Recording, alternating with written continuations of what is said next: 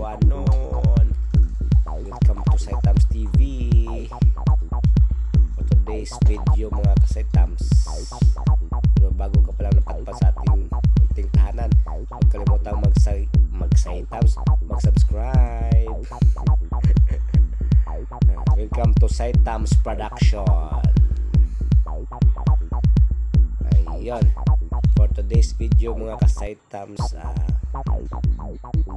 shot muna tayo mga kasaitams.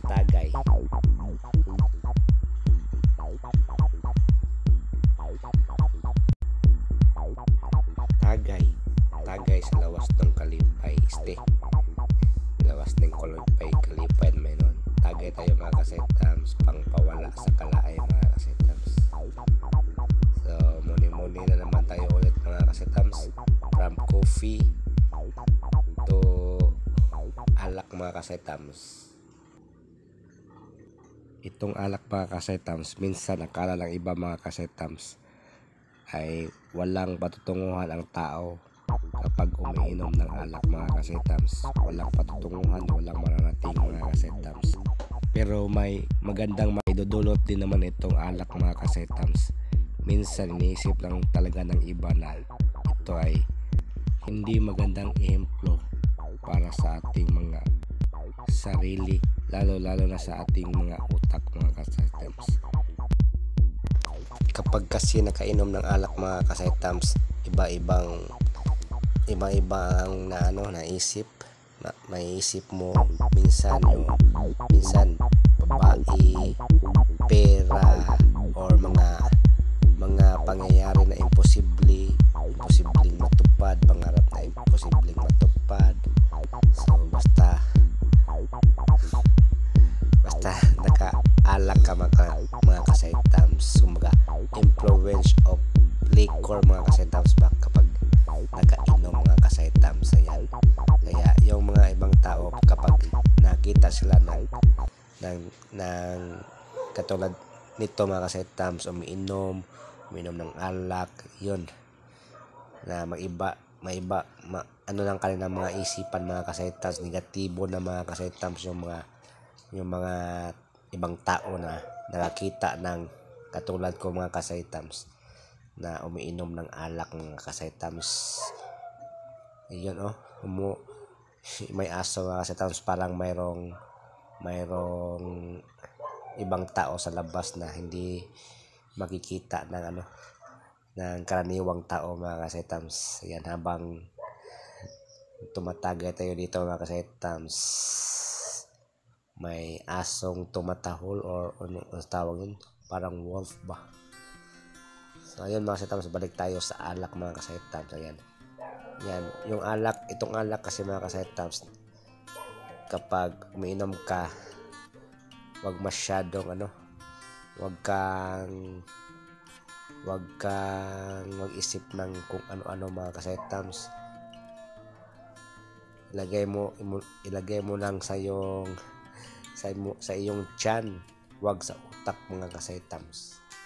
So itong ginagawa ko ngayon mga kasaitams, dito ako sa bahay umiinom mga kasaitams, dahil para pagkamuni-muni mga kasaitams ba. So itong aking pag-iinom dito sa bahay mga kasaitams, at nag-iisa lang mga kasaitams, lang ito, pang patulog mga kasaitams, pang palipas oras mga kasaitams habang hindi pa tayo inaantok mga kasaitams. At habang nakahawak tayo ng baso, habang humahawak tayo nitong baso mga kasaitams, mayroon tayong maisip na mga kung ano-ano. Ayun, minsan yung mga pangarap natin na sana matupad na. So yun, kapag nakainom ka ng alak mga kasaitams, napaisip ka talaga ng mataimtim na pag-iisip mga kasaitams. So kung doon ka sa labas mag-inom mga kasaitams, ibang pag-iisip ang papasok sa iyong utak mga kasaitams.